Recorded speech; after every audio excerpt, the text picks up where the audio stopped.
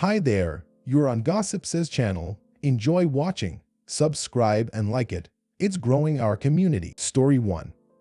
I am a woman who was born without a sexual system. How do I tell a guy that I am interested? I'm not too sure where to post this, but the MRKH subreddit is very dead, so I guess I'll give this a shot. I have MRKH syndrome, basically meaning I was born without a vagina, vaginal canal, cervix, uterus, and fallopian tubes. This makes me unable to have sex and unable to have children. I met a guy on a dating app about a week ago and we've been texting since.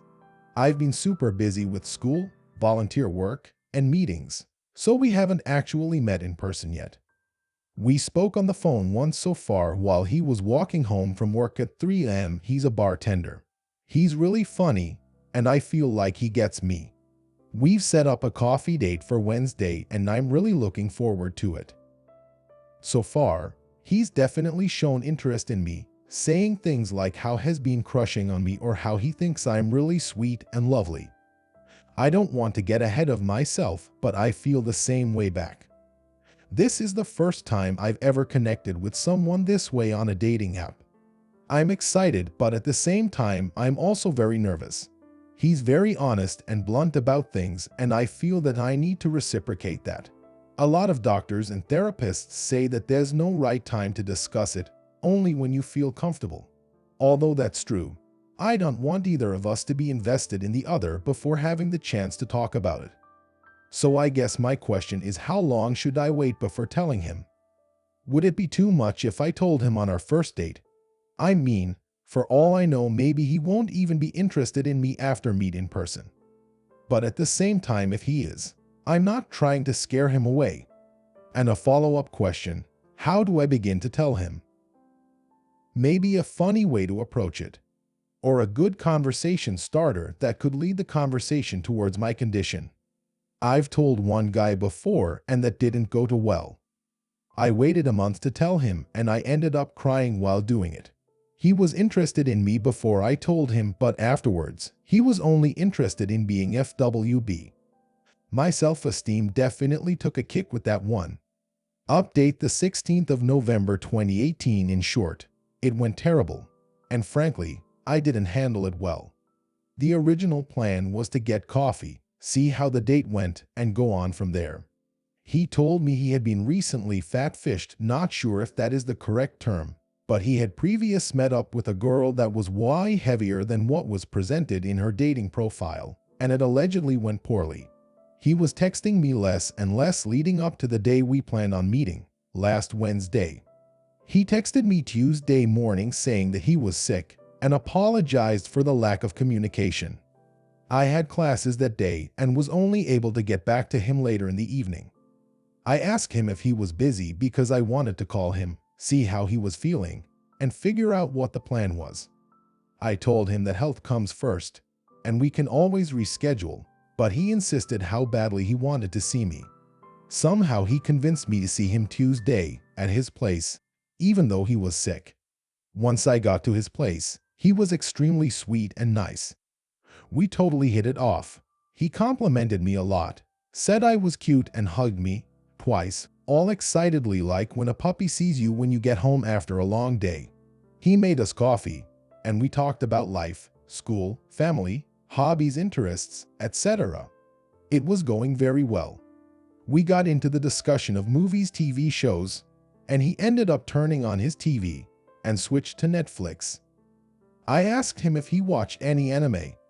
Personally, I'm not big on anime, but I've seen a few shows because my younger brother is into it. I recommended Full Metal Alchemist to him and we started watching that. He asked if he could sit closer to me. I said yes, and he noticed I was cold, so he turned up the heat and brought out a blanket for us. I had my head resting on his chest with his arm around me, and I joked about how fast his heart was beating. He said that it was probably because he had a cute girl sitting with him. In that moment, I realized I had to tell him about my condition. It took a while for me to get into that discussion because 1, I just wanted to hold on to that moment for a bit longer, and 2, I wanted to tell him, but I couldn't get the words to come out. He looked at me and tried going in for a kiss, but I pulled away. I said that I had to tell him something and asked him to turn off the TV. He obliged. I just froze after that. I literally couldn't get the words to come out in the way I wanted them to or how to begin to talk coherently. Even though I asked for advice in the previous post, I totally went blank in that moment and none of it was implemented effectively. I tried changing the conversation because I felt like I was going to cry, but he assured me that I could tell him. I honestly don't remember what I said because I'm pretty sure my brain shut down, but I managed to mumble some sort of god-awful explanation. He asked a few questions, and then said he wasn't sure if he could be in a relationship that doesn't involve sex. He asked a few questions, and then said he wasn't sure if he could be in a relationship that doesn't involve sex. He said that we could keep it casual for now and see where things went. Even though I originally went in with the worst expectation, I was still hurt by what he said. I felt really let down because he met a lot of the things on my checklist and I thought we connected well. I asked what keep it casual specifically meant for him, and he said that we could be exclusive, but he didn't want to get too emotionally attached. I guess that was the part that really stung. I told him that I wasn't looking for a definitive answer yet because it was still too early to tell anything, and I wasn't looking for marriage, but if he knew right now, for a fact, that he can't be in a serious relationship with someone that has my condition, then I wasn't interested. I know myself too well, and honest to God, I can't get involved with someone without getting emotionally attached, and agreeing to see where it went would be intentionally setting myself up to get hurt. Plus, I think that was just his way of saying no to me nicely. He politely said that we could both take a few days to think about what we wanted, and he'd let me know. He was just trying to let me down easy, because we both knew what he meant. It was around 8:30 p.m. by the time we got done with that discussion, and I said that I should probably leave. He walked me to the elevator, in silence, and as I was about to enter the elevator, he asked if I would still be interested in being friend because he enjoyed my company. I said I wasn't sure, and that I'd talk to him later. By the time I got down to the first floor and out the building, I had tears down my face and I felt like absolute shit. Pretty much every guy I have told about my condition would later go on to say that we could be FWB or something more friendly. I just felt like no one would ever want me for me, and that all I would be good for is some side action. I felt really alone. I felt that the only reason I had ever been in a relationship previously was because I hadn't been diagnosed with my condition when I started dating my ex, and we had already been together for a year when I did find out. I felt like he only stayed with me a year longer was because we had an emotional bond, but even that came to an end when he cheated on me. I'm not that insecure, but at that time I couldn't think straight. I had just experienced something nice, and it was instantly taken away from me. I haven't had many friends after my ex cheated on me with my best friend, and I cut contact with everyone in that circle, and making friends at university is difficult if you're a commuter. I ended up calling a guy I know as I walked back to the subway.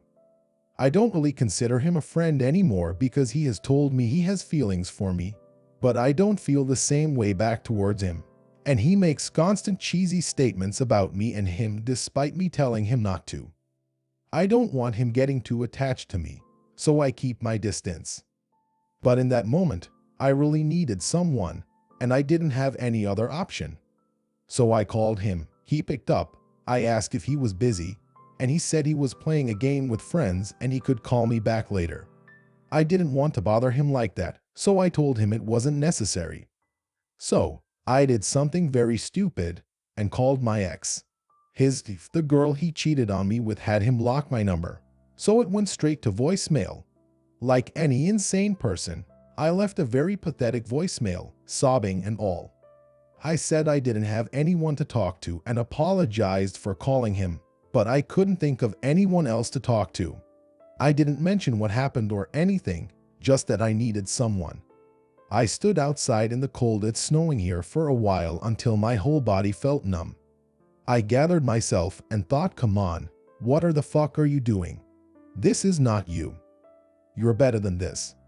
I promptly got on the subway, went home, got into bed, and went to sleep. I woke up the next morning with a fever. That's what I get for getting too close to a guy that's sick but still had to go to class and attend tutorials. I thought about my reaction a lot and how poorly I had handled it. Clearly, I have issues I need to work on. I stayed late after the tutorial getting extra help, and after my tour was done helping all the other students, I went to her office and privately asked her if she had any recommendations for someone that I could talk to on campus. She asked me if it had to do with academic stress or something more personal. I said the latter. She pulled out her laptop so quick and got me numbers, emails, addresses for places I could contact on campus. She told me that she understood and that she too was having issues a couple months ago and recommended a clinic she had been to personally. I couldn't stop thanking her. Before I left, I said, "It's not a big deal or too serious. I guess things could always be worse," and without skipping a beat, she said, "Yeah, but things could also be a lot better." I thanked her for her help and left. He hasn't texted me in 2 days now. I'll wait a little longer, but I guess I got my answer. I realize I am not ready for dating. For the time being, I should get help. It's not that I can't handle rejection, but that fact that time and time again, I get guys who are totally into me and aren't looking for sex right away because they want something more meaningful. But as soon as I mention no sex at all for now, at least, they turn me down. If they rejected me right from the start and we didn't get along well, I could handle that perfectly fine. I can help but think I'm a defective human and will never find a guy who would appreciate me for me. I have yet contact the number my TA gave me. If you've read this far, thank you.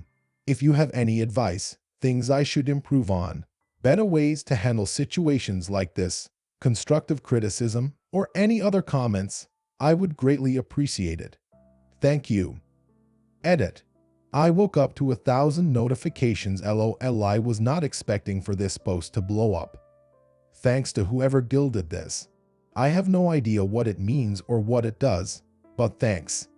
I just want to thank each and every one of you guys that took the time out of your day to comment on here. I spent a good chunk of my morning just reading the comments. Your kindness and honesty has really touched my heart. Some comments made me tear up. I didn't know I needed to hear the things I did. Thank you. A lot of people also reached out to me personally and offered to talk to me after I said that I didn't have many friends to talk to. You guys are one of the nicest people ever. I truly do appreciate it. The internet is one hell of a thing. It's unrealistic for me to reply to each comment, but I'll try my best to get to it over the next couple days. I will read all the comments and message even if I don't get around to responding to them. Edit. I'm getting a lot of questions and comments about my conditions and the specifics of it. I'm currently a little busy right now, but I'm going to add another edit later today or make another post about it, explaining it better and why my condition wasn't diagnosed when I was born, and a little more about my family situation and options for surgery. I'm honestly surprised that this is getting so much attention. But I'm also happy that I get to inform and educate others.